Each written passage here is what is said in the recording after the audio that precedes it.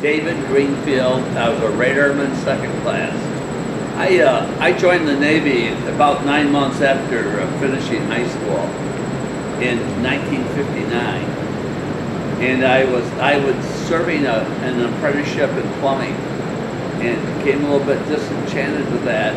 I walked off the job one day, went to the Navy recruiter's office, and within the month I was at Great Lakes going to boot camp.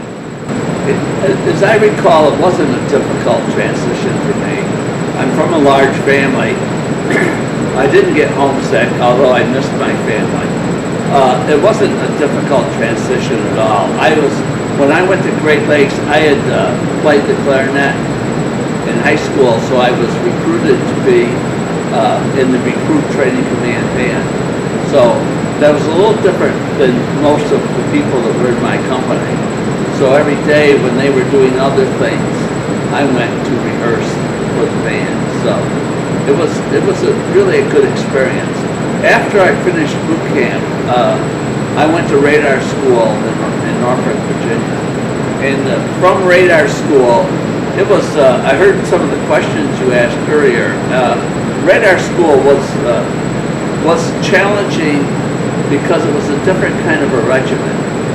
We were tested weekly, and we had, of course, what we learned during the week. We were tested and tried to recall that. So that was a little difficult for me. But after I adjusted to that regimen, that was fine. And I graduated from boot camp and went aboard the USS Harwood in November 1959. And when I went aboard, of course, I'd never been aboard a ship, never even seen a ship before, and it was in Newport, Rhode Island. It was I was greeted by the other people in the radar OI division, and as a result, I felt welcomed right away. Went to work, was told what to do, and I probably did it. Don't remember. I loved what I did on the ship. I loved being on the ship.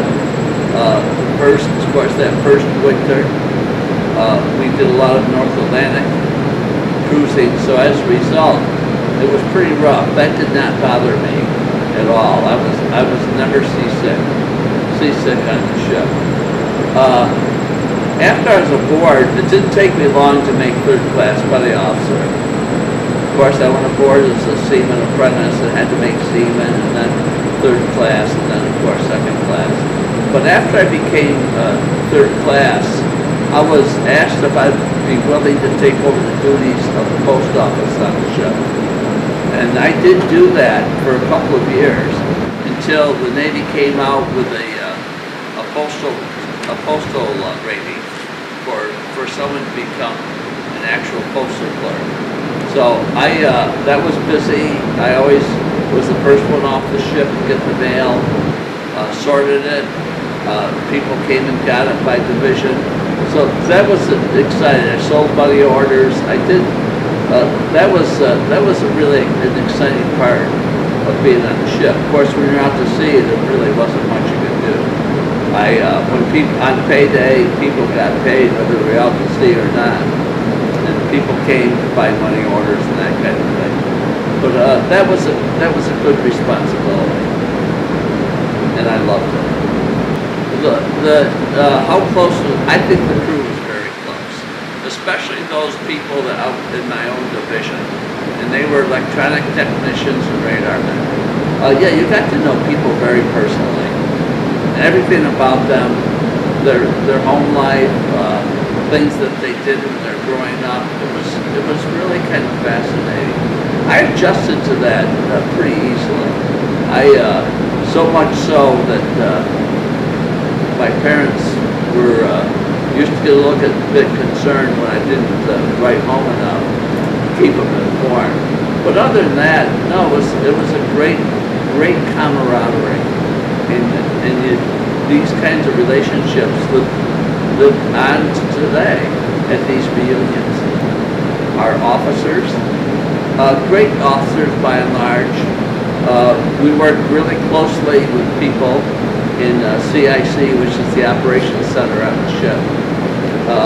Every watch had an officer. And as I became third class and second class, I was the enlisted man in charge of the other enlisted men. And there are usually 4 or 5 of us in each shift. But the officers were fine.